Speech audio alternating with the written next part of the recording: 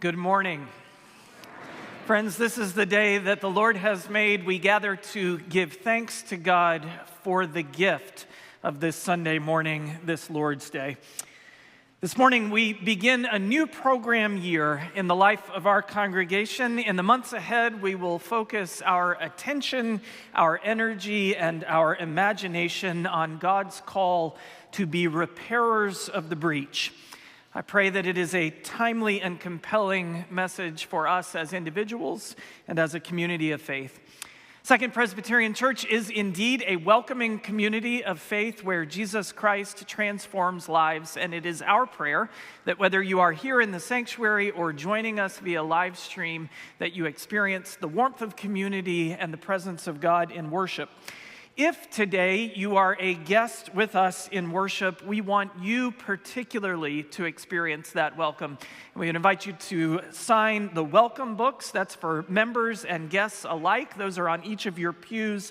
And fill out the form inside the welcome book and place it in the offering plate if you have a prayer request that you would like to share with our pastoral team. After worship today, all are invited to a time of fellowship, refreshment, and friendship after worship in McFarland Hall. That's behind me down either hallway in the large gathering space, and all are welcome as we join in fellowship together there.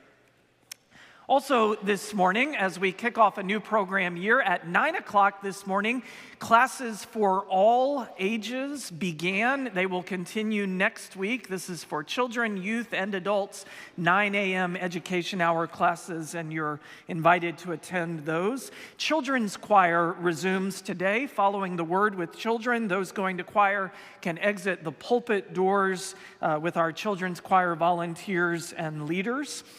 Following worship today, as in preparation for our Sanctuary Choirs tour to South Africa in 2025, IU Associate Professor David Hoogberg will lead a seminar about the history and culture of South Africa.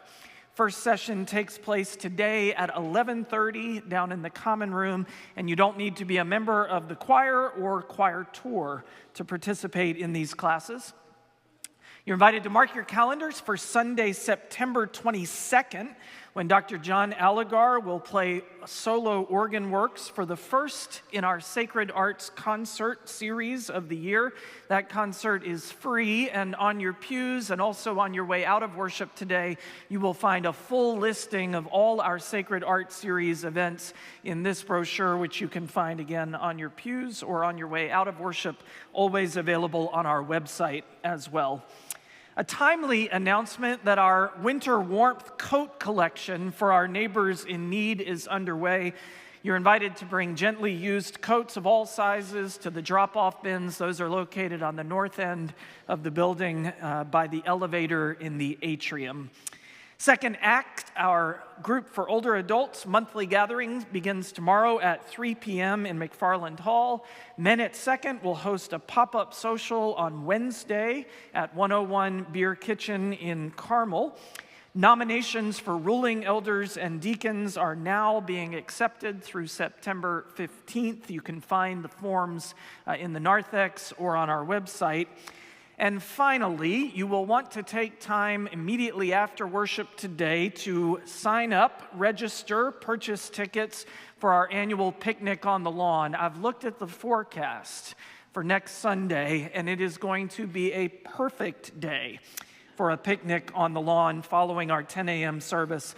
Barbecue lunch, live music, games, a dunk tank, door prizes, and most of all, fellowship with your Second Church family. Simply visit secondchurch.org/picnic or call the church office. And if you would like to underwrite the cost of a meal for someone else or volunteer to check in, set up, or clean up, you'll also find those opportunities on our website. And now, friends, with hope grounded in our gratitude for God's grace, let us center our hearts and minds in worship.